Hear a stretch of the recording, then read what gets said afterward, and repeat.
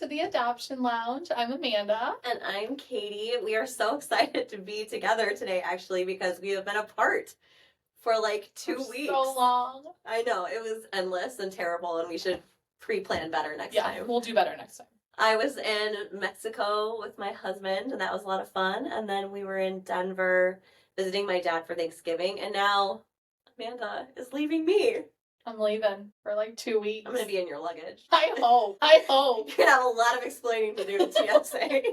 Who is this person? Like, I've never seen her before in my life. I don't know who she is. But I want her forever. Like me. Yeah. But you got to go see Nathan, who we interviewed for a podcast recently, being an adoptee. You got to go see his show. Yes, he was Drunk Santa. Yes. And he got to kick a kid down the slide. Yeah. Because it was a Christmas story. I was just going to say, for context, that's a Christmas story. Not the whole plot. I missed it because I was out of town. Otherwise, I would have definitely, supported Nathan. But I heard he did a great job. He did great. As did one of our coworkers. Yeah, the director. Yeah. Our Adoptive Parent Services was in it as well. Yes, little musical or magical theater. She was dancing and singing away. I'm sad I missed it. So today we get to talk to Danielle. We're so excited to have her. Her daughter Dylan just turned 3 yesterday, and she was able to adopt through Angel. So we're so excited to hear her story. Yeah, Danielle, why don't you tell us a little bit about yourself? My name is Danielle. Everyone calls me Dani. My husband and I and our daughter Dylan are from Eastern PA, 45 minutes outside of Philly. And this lovely Amanda, who's sitting right here, is actually my favorite lady and literally made our dream come true. Aww. Yeah. She is the loveliest and the dream maker. My gosh. And you get to do this every day. We're adoption besties. Oh, I love it. I love it. So talk to us about how you decided that adoption was the path you wanted to kind of explore. So unfortunately, I couldn't have any kids. And luckily, when I met my husband, I had let him know that right away that, some way I wanted to try and have a child, whether it was through adoption or a surrogate. And we waited several years, and finally, whenever I brought it up, it just, everything happened, and it happened so perfectly. Like, you could just tell everything it was meant to happen. She was meant to be ours. The whole process, as aggravating and stressful as it can be, it just went perfectly. And we were so lucky to have been able to go through this and get it all completed and actually have a child in less than a year. Yeah. And I know there's a lot of couples out there that I know unfortunately are still waiting, and it's been a couple years, but we were just so fortunate. Yeah, well, take us through your journey. How many opportunities did you have? Well, I do believe you called me, I'm thinking it was four times prior to Dylan's birth mother. I remember, I don't know if you remember, the very first one that you reached out to us about was twin boys. Oh, I remember. That were You actually had the best reactions. Well, right, twin Danielle boys. is our favorite reactor. We can't say what that reaction is, but yeah, it was twin boys, and with me being located, I'm near Reading, Pennsylvania, and they were actually in Hershey, which is only an hour from here. So that was crazy. I can remember my husband even being like, "Are we really considering twins?" And I'm like, how do you say no for any of it? Right. And unfortunately, I think those first 3 or 4 birth mothers, they had chosen multiple families, like 4 or 5 families to talk to. And obviously they chose other families, but luckily, with Dylan's birth mother, they weren't too far away. They were in Kentucky. That's nice. Nice that they were close. Yeah. And I can remember whenever you made that call to me, which Katie, you were. I happened to be that one. Yep, I happened to be in Amanda's office at that time. This was 3+ years ago now, but oh gosh, it was very hilarious. Yeah, 3.5 years ago now. Yeah. And whenever you had said that we were the only family that she had chosen to talk to, that was when you got your favorite reaction out of me. Favorite to date. Nothing That's has right. topped it. I hope nothing else does either. Well, it Never. was just very genuine and sweet and excited, and it was refreshing, honestly. Like, we were just super excited for you. Yeah, and given, the first couple birth mothers that I had talked that we had talked to, had chosen other families, and the fact that she had only chosen us, it was even more like don't want to say the wrong thing, or you don't want to be too overboard. But like was saying about it being meant to be, within that first within the first 5 minutes of us even texting, she was like, "Do you want to see ultrasound pictures? We already know it's a girl. I'm 17 weeks along." She was just so open right away. I was like, this can't be real. Aw. So you guys were talking pretty regularly. How did that communication go leading up to delivery? Yeah, I bet you we texted. I can remember it was the end of July of 21 that she chose us. And I don't know why I remember this, but we ended up texting for 9 days. And then my husband and I and my stepson we were camping, we were on vacation, and I woke up to a text from her that said, "Hey, I just wanted to let you know that I reached out to Angel Adoption and let them know that I'm ready to move forward with you guys." And I can remember my husband and my stepson were still sleeping in the camper, and I was like outside, like, oh my God, I got to go wake them up. Oh, it's, as reluctant as you can be, you know, because you know that there are, things can change. I never, I never doubted it. I mean, a couple people in my family did, but I was just like, she was just so open. Like in those 9 days, we learned so much about each other. She already had two children. She sent me pictures of them, her fiance, Dylan's birth father. And it was just, sent her pictures of our family. And she had actually said that she saw our profile online and stopped several times and looked at our profile and almost reached out to us on her own through your website. But she said she was so nervous she didn't know what to say to us. Aw, that's so Well, I sweet. don't blame her.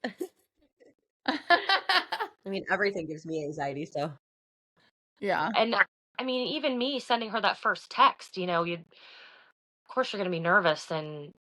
But she had looked at our profile a couple times and she said something just kept taking her back to us. And like I said, it was meant to be, and here we are. That is so awesome. I know, I love that.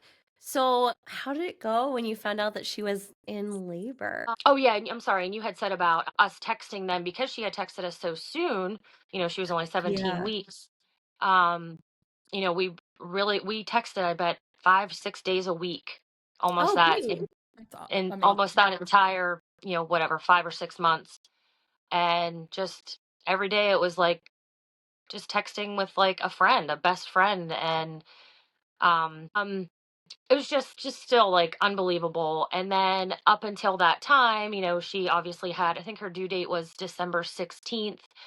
And obviously she kept us posted, whenever she was going to all of her appointments. And the day that she went into labor, I was actually scheduled off of work. And I work in a hospital, and there was a big procedure that we were involved with. I had volunteered to go in and help with one of the girls that was working for me that day. And she texted me at like 9 o'clock to say, "Hey, I was leaking some fluid. I'm heading, in now to get checked and blah, blah." And then I think it was around 11, I was still standing in the procedure room. Obviously, I had let everyone know what was going on. And a little after 11, she was like, "Yep, they're keeping me. I'm in labor." And I can remember going, of course, the whole room's like, what? And I'm like, "Oh my gosh, she's in labor." And they were like, get out of here now." I was like, "All right, I'm out." I love that energy. Supportive coworkers. Get out of Get here. your baby. They were like, don't even hesitate.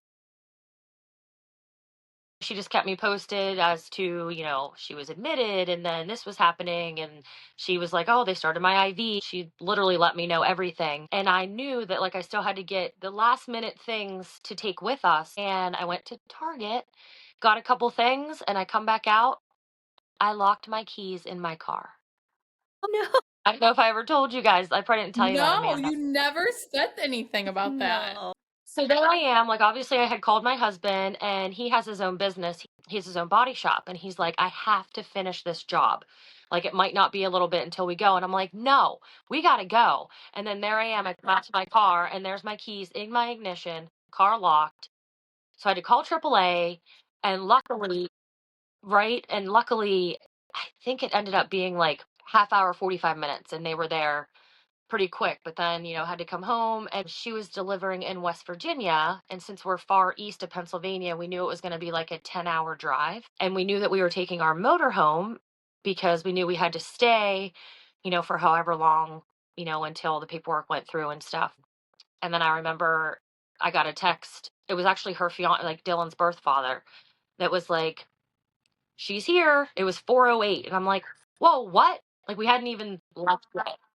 And yep, she's here. And they sent me that first picture. And I was like, oh, of course. Like, then we're like getting on the road. And I'm like, oh my gosh, we gotta go. Can we go any faster? And of course, we're driving this big motor home. And then I think it was about 10 hours it took us to get there. Must have And we been the got there. longest 10 hours ever. Only felt How, like days. It did. It did. We got there at like 2 o'clock in the morning, and unfortunately, she was born with an infection and ended up being admitted to NICU. And then, of course, it was in 21, so we were still in the midst of COVID. But we got there, and they knew that we were on our way. They knew that we were going to get there late. And honestly, the NICU nurses, like, there it is. It's 2 o'clock in the morning, and they were right there, just ready for us. And as soon as we got there, I was like, oh, wait, like, we clearly need someone to take pictures of this whole event. And the one nurse literally grabbed my phone out of my hand and was like, I got it. Start walking. Did you get to meet your now birth mom? Did you get to meet her at the hospital or did you meet Dylan first? How did that go? So we met Dylan first. She was in the NICU, and she had an NG tube in her nose just because of the fact that she was born with a little bit of an infection. But they were so cute. They took a piece of gauze and just rolled it up a little bit and made a little bow in her hair. Because obviously she didn't have any headbands or any of that there. But it was, I think, I mean, I can see the picture clear as day. I can remember, I'm like, and Eric's looking at me and then looking down at her, and it's Holy cow. just amazing. Well, I mean, obviously, we were there with her for quite a while. It was late. We'd been traveling, and then we went back out to sleep for a little bit. So went back in the morning, and we did meet her birth mother. Hmm. Talk about emotional. Yeah.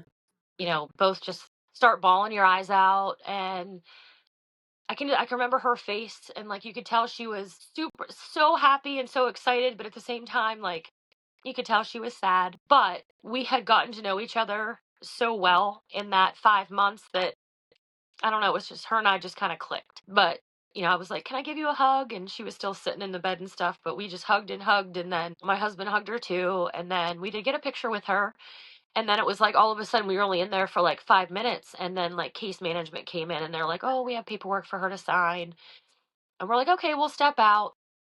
And then she texted like literally 15 minutes later and was like, hey, they're discharging me. It all happened really fast. And then we went back, and my husband, he was even crying, and he was just like, thank you so much. He's like, but I need to step out. And I remember that plain as day. And he just gave her a hug, and he couldn't do it. So he had stepped out, but then her and I just kind of stood there and hugged and hugged and hugged and hugged and just sobbed on each other. And of course I told her, I could never repay you, for anything that you've done and everything. This is the only thing I wanted in my life. Do you still have a relationship with her now? No, so they chose a closed adoption, and for those who don't know, that's no communication. But I will say that because she did know that Dylan was born with that infection and that she was in the NICU, she did reach out, and we did text, I would say, like, probably every day for the first week. Dylan ended up being in the NICU for 16 days. But she did text every day just saying, how's she doing? How are you guys doing? And then eventually, hey, did you guys get to leave yet? I was like, oh no. Because unfortunately, I think it was she had to be on antibiotics for about 5 days. And then on day 5, whenever we were getting ready to think that we could be discharged and get out of the hospital, had another little hiccup, and they ended up doing an x-ray and seeing that she had air in the lining of her colon. And being, a newborn, that was kind of, it was very risky because she would have had like a perforated bowel.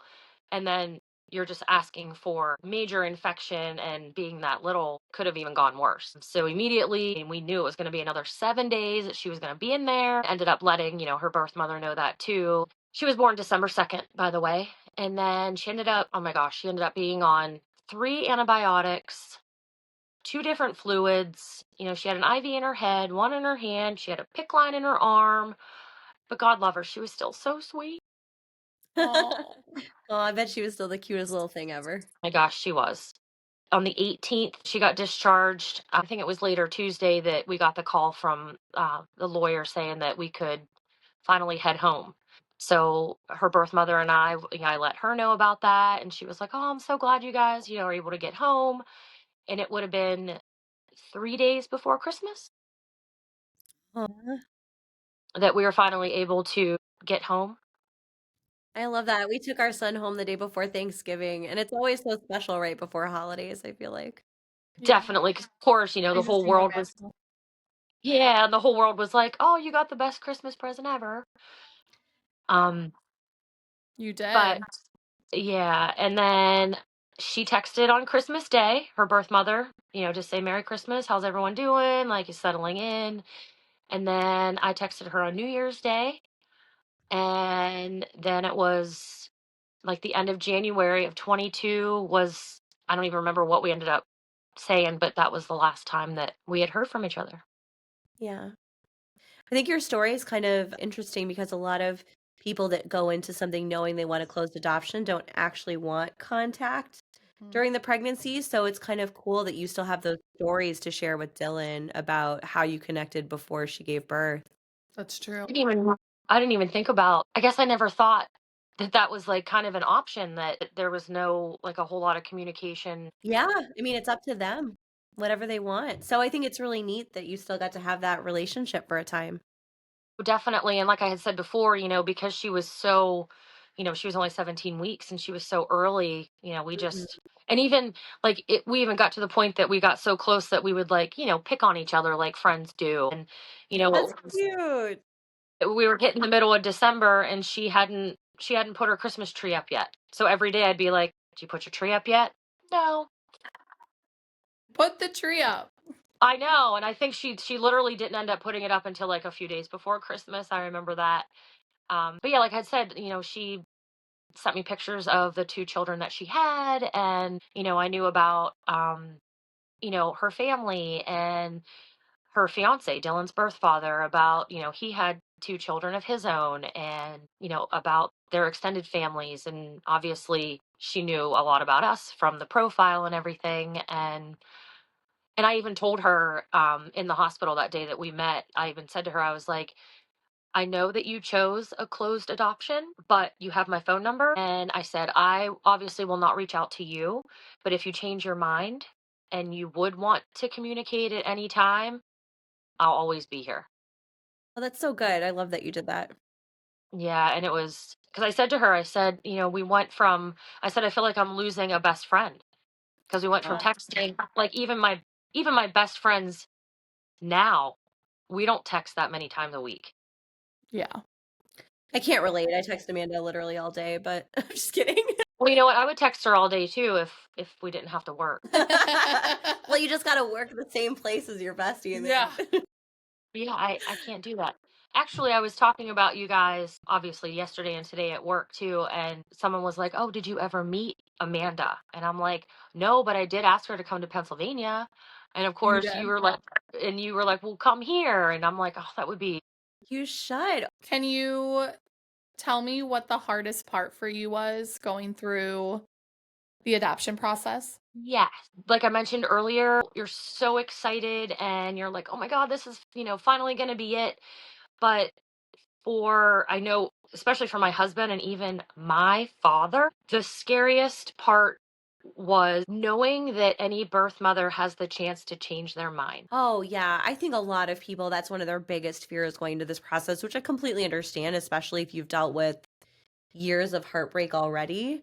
You kind Sure. of don't want to set yourself up to potentially be hurt in that way after having hope. I mean, it's a sharp knife.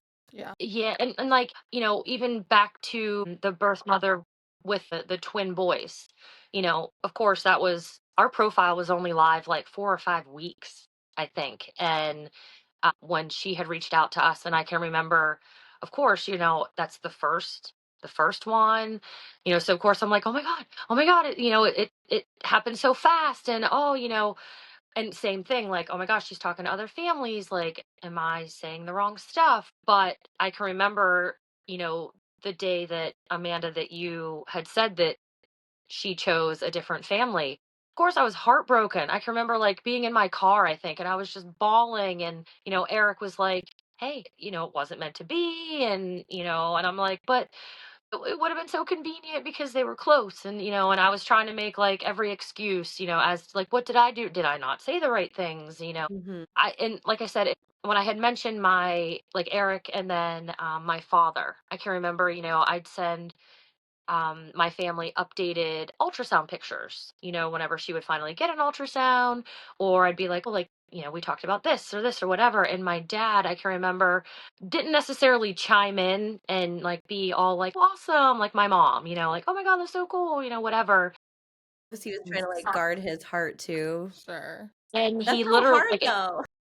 yeah, and to the point that the one day I actually like texted him outside of our family group, and I said, why aren't you excited? Like, just, Yeah. I mean, I'm just being honest. Like, we're so excited, and like, I'm not getting that back from you. And he literally said, until she is in your arm, and until that time has gone by, that, the birth mother can no longer change her mind. He's like, I just, obviously I'm happy for you. He's like, but I just I can't do it yet. And I'm like, okay, thank you for being honest. And Yeah. that's all it took. I'm like, hey. And I can That's remember, so logical, but I think it would bug me. Sure. I would be like, why, Dad? Why You don't. want everyone to be excited for you. Yes. I feel like because at the end of the day, if that's my emotional reaction, then like match my energy, I guess. Yeah. A little bit. that's why I was like, come on, like, I'm so excited. And it's not like he would say anything negative or whatever. He just wouldn't say anything. And then when he finally said that, then I'm like, okay, that's all he had to say, because then I understood. And I'm like, I get it. And my husband, Eric, was the exact same way. Eric was like, I don't know if we should go Hmm. through with this. And I'm like, what? Like, this was like a couple months into it yet, but I'm like, we can't, no, we can't change our mind, because then, a year down the road, or I said even months down the road, I'm going to think every day, what could have been. Yeah. And here we are. So who cares? Here you are. Who cares about Oh my gosh. any? Aw. You But she. always had the best attitude the whole time through Yeah. the process. Well, thank you. Then whenever I had to move on to like the next step, and The then case you coordinator. weren't, yeah, and when you weren't my main person, I was like, well, I can't talk to other people like I talk to Amanda. We always tell people we stay so involved, and I don't know if they believe us or they think we just say that to everybody, but like we're subscribed. We know what's going on. Like they copy us on emails that we don't need to be copied on just because we love to follow along with all of our families. Well, and So here we are 3 years later, yeah, and we still talk. planning our visit to Pennsylvania. Planning a trip to PA. Well, and you know what? Well, here's a question for either of you. Do you, I mean, obviously, I can't even imagine how many people you do keep in contact with, because I'm just Uh, one of yeah. Yeah, thousands. I I have mean, no boundaries with my families. It's yeah, the worst. it's my favorite. And sometimes I keep in contact with people like through text, like with you, that like I'm closer with. And then other families, it's just in the peer-based group. Yeah, I am That's a friends with good some of way. my families on social media. Sometimes they still reach out to me on Insta or Facebook, or I'm in obviously the alumni group. Yeah. They're welcome That's to the text easiest me, way to email keep in me. contact. I mean, I'm always happy to hear from anyone. So anytime anyone wants to reach out to me, I will always respond. Yep. That's right. 'Cause like I said, I mean, you talk to how many different potential birth mothers or Yeah. adoptive mothers and fathers, and like we just said, the fact that it's 3.5 years later and here we are. And I Here mean, you're we still are. special. Every single individual Yeah. family. I mean, I know that sounds super cheesy, but there are families we get to know better than others because Yeah. I think they open themselves up to us more, Yeah. which allows us to have a more deeper bond. And I honestly think that that's how Amanda and I even became a little bit close, was clearly I'm not shy. And it, it was just kind of clicked. You know what I mean? It was Yeah. like I was comfortable, and then the fact that you had Katie on, had me on speaker and let Katie hear me, I'm just usually there. I mean, this is like, it couldn't have all happened like full circle. And here It's we so are. funny because I try not to be disruptive. So if I happen to be there doing something, I won't usually join in. But when you responded, I was just so amused. I think I burst out laughing and then I had to divulge my presence. Katie knew in that moment. That we, yes. Now I know why you like Danielle so much. And I can remember hearing that in the background, and I'm like, oh, I don't even remember. I think I might have even said, like, was someone laughing or whatever? But you were so honest, Amanda. You were like, yeah, I have you on speakerphone because Katie wanted to hear you. I do. They don't even let me make calls when somebody gets chosen because I get so excited. Like, I can't be reasonable about it. I'm just like, guess what? She's so I cute. get so excited. So I just eavesdrop. So, Hey, Danielle, what advice would you give to other adoptive parents that are going through the process? First and foremost, be patient. Like I had mentioned earlier, ours, the whole process kind of happened pretty quick. And I know that it doesn't necessarily happen like that for others, but that it'll happen when it's meant to be. You hate to sound cheesy like that, but the fact that I was 38 when we even started, even whenever I first applied, and then it's like you're thinking, I'm already going to be an old mom, he's going to be an old dad.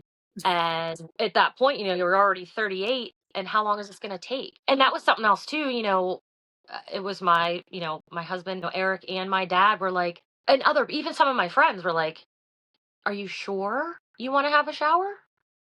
Because what if? And I'm like, I never doubted Dylan's birth mother. Aw. Well, I mean, go with your gut, right? Yeah. And like, as much as, so many people were like, well, what if this? What if? And I'm like, no, I'm doing it. Like me. She's like, no, stop. I did it anyway. Well, I that's love why that I though. said you have to do what feels right for you, Yeah, and that's for going to be sure. different for everybody. Danielle, well, I just want to say thank you so much for talking to us today and telling us your story, sharing with us about how Dylan came to be part of your family. It's so amazing. And happy belated birthday to Dylan. Yes. Yesterday she was, oh my gosh. She said, well, you know what? I have to show those cute pictures for everyone to see. Yay! Oh my gosh. I love the bow. Oh, So she's so beautiful. she just turned 3, and literally 3 weeks ago just got her first haircut because she wanted nothing to do with it. Oh my gosh. That's her holding one of our friends' little baby. So sweet. She's literally so beautiful. She loves Paw Patrol, so she was Sky. Oh, I almost said the Sky motto. What is it? I can't remember. That's the only reason why you didn't say it. That's the only reason I didn't say it. I know some of them. What? The Paw Patrol mottos. Oh, you mean Sky to the Sky? Is that what it is? I think she is. Yeah, Chase is on the case. Yeah, Chase Chase is on the case. I remember that one. Rubble on the double. I know. Rubble on the double. Look Yep. at you, Danielle, pulling out all your Paw Patrol knowledge. She is obsessed with our dog. We have a couple dogs, but this is her best friend, and she can't go anywhere without. She's like, the other day we were getting ready for daycare. Can Casey come with me? I'm like, Oh, no. I'm So like, cute. you have school and I have work, but I want her to come with me. And so this is her. I showed you that earlier. Her little. I love her. I feel like that's Yeah, I know that's my favorite little that's face. an evil little face right there. Calling her out. But then look how sweet she can be when she's sleeping. They're Sleep- always the I was sweetest. gonna say, sleeping kids are always the best. They're the best kids. That's something else too. Like she looks like me. Aw. It's people that whether they know we adopted or they don't. Like at work, just like a month ago, someone was like, "Oh my gosh, she looks just like you," and a friend of mine and I looked at each other and we just always smile. And they're like, "What? Am I missing something?" And then whenever I say about adopting her, people are like, "No, no, there's no way." People did that to me growing up. They would always think that I looked like it was kind of a private joke with my mom and and I when people would be like, "Oh, you look just like your mom," and we would just like smile at each other because we know that's Right. ridiculous. But I You mean, can start to look like people I feel like you're around. yeah, Yeah, Like definitely. I did this before and it Yeah. backfired on me because I tried to say how sometimes your dog and you start to look alike, and everybody made fun. Hey, no, I've seen. You need to look that up. There are I definitely know dogs it's that true, look like and your mom. everybody made fun of me. I'm gonna dial you in She's next gonna time. double down now. Now that I have backup, I'm feeling Yeah. very confident. So thank you, Danielle. Thank you. And also, though, my oldest niece just turned 18, and she has looked like me since the day she was born. And there's some pictures that like will come up of my niece from years ago, and her and Dylan look identical. Aw, that's cute. Oh. Another Meant to reason be. it was just meant to be. Yeah. Well, Danielle, thank you so much for spending time with us. I know that you're probably tired, so we won't take up any more of your time, but keep in touch, keep sending pictures. We'll plan the trip to PA. Yep. That would We'll be see you at wonderful. Hershey. Yeah. Well, thank you guys. Obviously, thank you for everything and changing my life. Couldn't have done it with any of you. Well, thanks for trusting It's a us. privilege. Of Yeah. course. And I'm so glad that we still keep in touch. Same. So keep texting. All right, lady friend. Thank you so You much. have a good rest of your day, Danielle. Thank you so much, ladies. This was fun. Thank you. Danny. Bye. Bye. Yeah. All right. That was great. That was great. I'm sad. Another you're leaving. story. I know. Katie's really sad. I know. I feel like we're not going to get a chance to do another podcast and listen to another story for a couple weeks, but that's okay. Yes, we'll be back soon. We'll be back soon with some more interviews. And of course, everybody have a wonderful holiday season.